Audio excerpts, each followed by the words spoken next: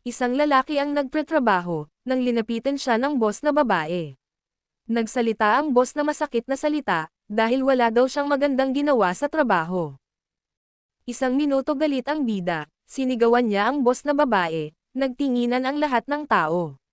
Ipinakita ng bida ang gamit at ibinato ito, binastos niya ang boss na babae. Naglalakad na ang bida paalis, at pinalo niya ang kanyang kaibigan ng keyboard bago umalis. Naalala ng bida ang ginawa ng kanyang kaibigan na pag-agaw sa kanyang babae. Sa isang banda isang lalaki ang naglakad papasok sa isang gusali. Pinagbabaril siya ng mga lalaki, tumakbo siya ng malayo upang makatakas sa bala. Naghanda ang lalaki sa pagtakbo ng mabilis. Tumakbo siya ng mabilis. Tumalon siya ng malakas at binangga ang salamin. Habang nasa taas inilabas niya ang baril, at binaril ang isa sa ulo. Sa ulo rin tinamaan ang isa, pinaikot niya ang bala at tinamaan rin ang isang lalaki. Akala ng isang kalaban na nahulog na ang lalaki. Ngunit lumabas ito sa likod ng lalaki. Binaril ng lalaki sa ulo ang kalaban. Akala ng lalaki na ubos na ang kalaban. May tumawag sa telepono, sinagot niya ito at sinabi ng lalaki sa kabila na patibong lamang ito. Nagulat ang lalaki at isang bala ang tumagos sa ulo ng lalaki. Ang bala ay nanggaling sa malayong lugar. Nabubuo ang bala hanggang makarating sa pinanggalingan nitong wanted.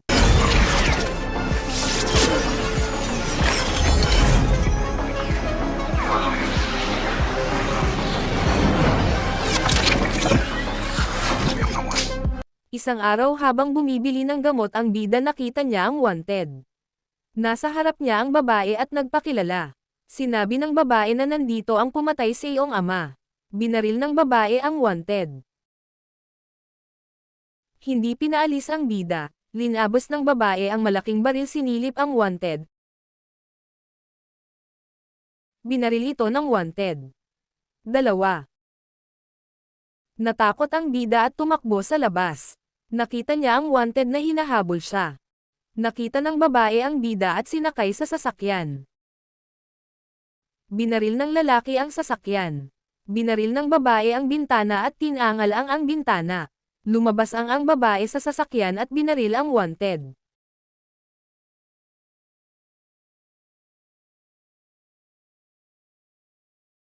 Bumaril ang wanted ng 2 beses na paliko. Tinamaan ang gulong ng sasakyan.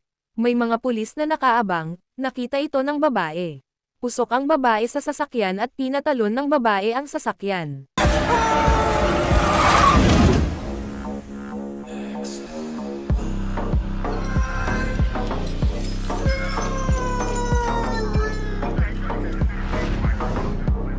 Tumama ang sasakyan sa isang bus. Natama ng mga tao.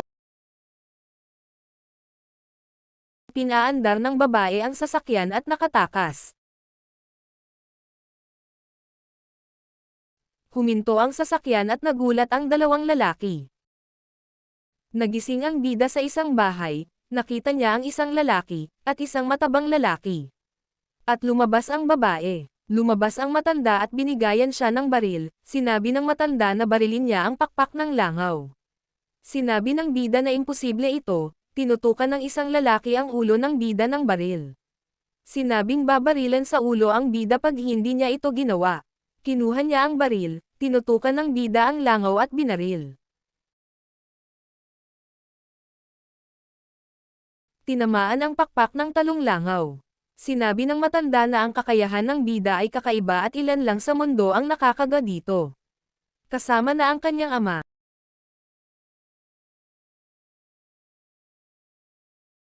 Tinutukan ng bida ang matanda ng baril at sinabing wag lumapit dahil may baril siya.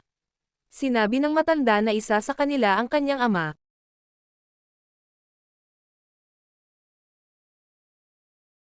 At ang baril ay galing sa kanyang ama. Sinabi ng matanda na ang lalaking humabol sa kanya ay ang pumatay sa kanyang ama. Sinabi ng matanda na bibigyan siya ng pera at bumalik. Nalito ang bida at tumakbo paalis. Nagising ang bida ng gulat. Pumunta sa malapit at tinignan ang dami ng kanyang pera. Ito ay mapakarami at natuwa ang bida. Lumapit na naman ang boss na babae. Sinigawan ito bida. Nagsitinginan ang lahat. Lumabas siya at tinignan ang wanted poster, at meron ang mukha niya dito. Nakita niya ang babae sa sasakyan, bumalik sila sa kanilang taguan. Sinabi ng bida na handa na siya sa ensayo, sinabi ng matanda na simulan na ang ensayo. Binugbog siya ng isang lalaki ng paulit-ulit hanggang mawalan ng malay. Pagkagising kinalaban niya ang mataba at tinisok ang kanyang kamay. Nagising siya ng pangalawang araw. Tinulak ng babae ang isang baboy. Sinabi ng bida na di niya kaya dahil may harang. Pinakita ng matanda sa bida ang pagpapaikot ng bala. Nagulat ang bida. Sinabi ng matanda na kaya mo rin yun. Sinabi ng babae na hulihin niya ang mabilis na bakal para sa kaniyang ensayo. Tinignan ito ng bida at napakabilis nito. Sinubukan niya itong kunin ngunit nasugat ang kanyang kamay, nagalit ang bida at umalis. Nakita niya ang matanda at dinala siya sa isang kwarto. Sinabi ng matanda na kwarto ito ng iyong ama. Nagkwento ng mga bagay ang matanda sa kanya tungkol sa kanyang ama.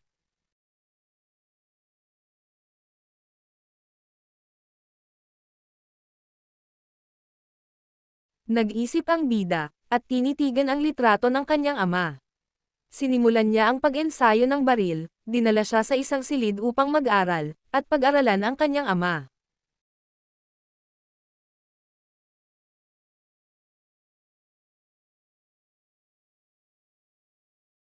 Binugbog niya rin ang bumugbog sa kanya.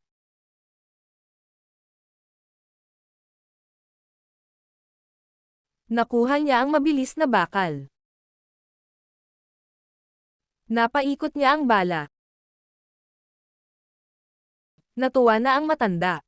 Pinunta siya sa isang silid, pinakita sa kanya ang isang gamit, tinuro sa kanya paano tumingin ng wanted.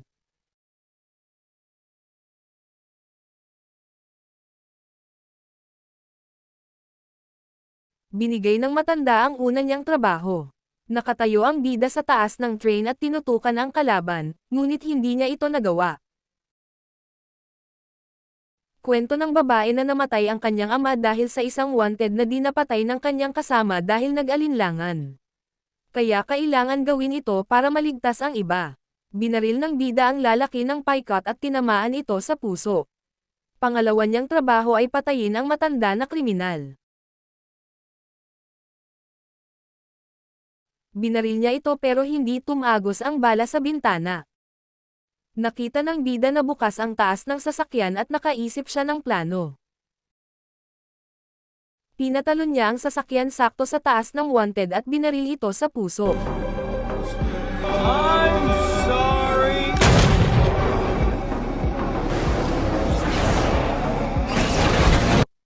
Natuwa ang bida.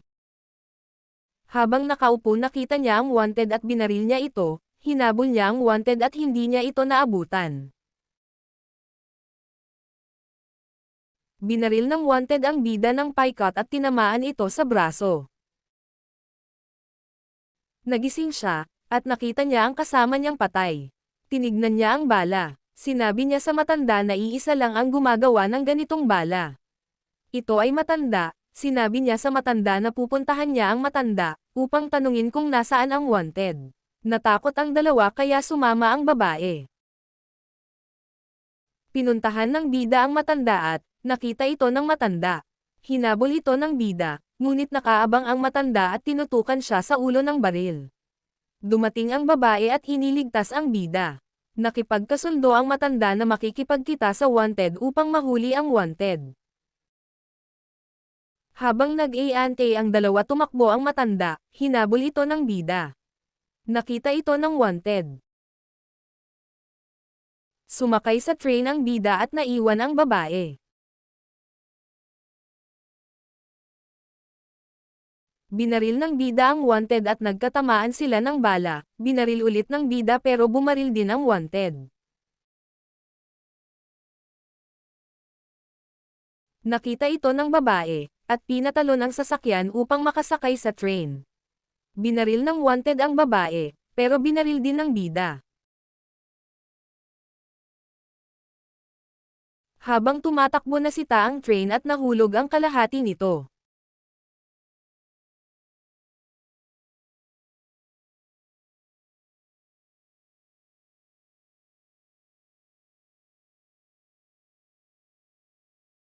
Nakakapit ang babae at hindi nahulog.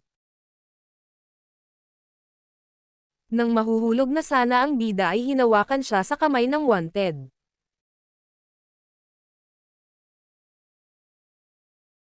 Binaril sa puso ang wanted, nahulog ang train.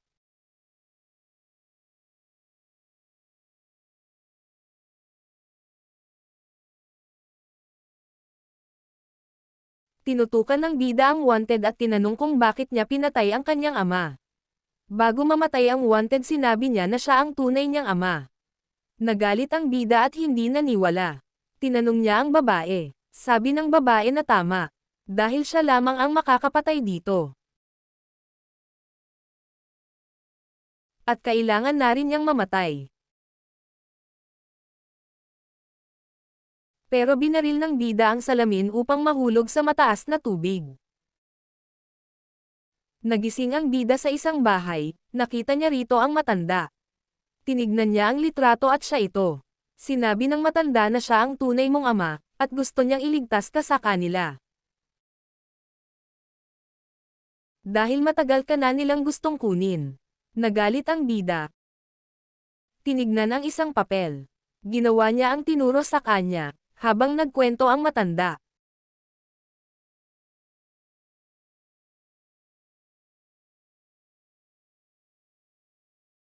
Nalaman niya na ang tunay na wanted ay ang matanda na nagturo sa kanya na patayin ang kanyang ama.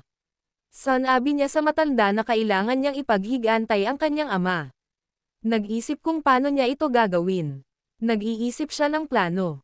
Nakita niya ang isang libro at nakita nita dito ang plano ng kanyang ama. Tinignan niya ito at inaral. Sinugod niya ang tug-on ng mga kalaban, gamit ang sasakyan, pinagbabaril siya ng kalaban. Pinakawalan niya ang maraming daga na may bomba. Nagkalat ang mga ito kung saan-saan. Hinintay ng bida ang oras ng pagputok nito. Sumabog ng malakas at nasira ang lahat. Tumalon ang bida sa salamin. Binaril ang bawat isa na kalaban.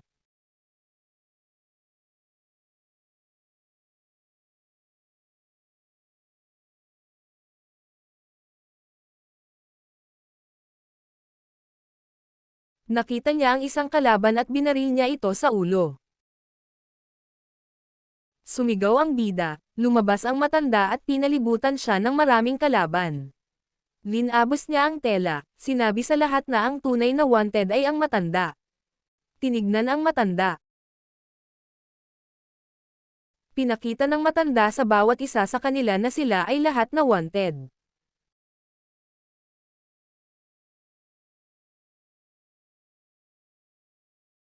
Kasama natin dito ang babae. Sinabi ng matanda na lahat tayo ay wanted. Kaya pinapili ng matanda ang lahat kung patayin nila ang bida o lahat sila ang mamatay. Nag-isip ang iba. Nagsakripisyo ang babae, pinatay niya lahat ng kasama, dahil sa nalaman.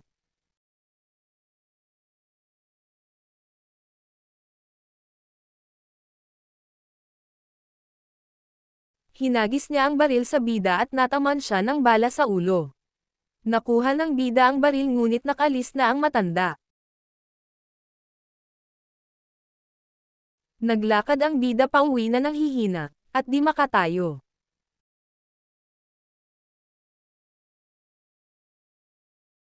Isang araw may isang lalaki na nakaupo na nagtatrabaho.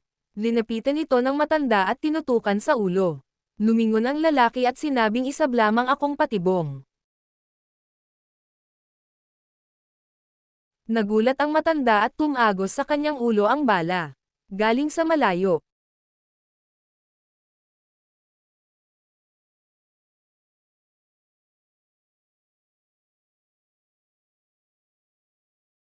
At pintagos niya ito sa pagkain ng maingay na boss na babae. Pati sa inumin ng best friend niyang nang agaw sa kanyang babae. Nabuo ang bala patungo sa baril ng bida. At Oy nagpatuloy ang trabaho ng kanyang ama.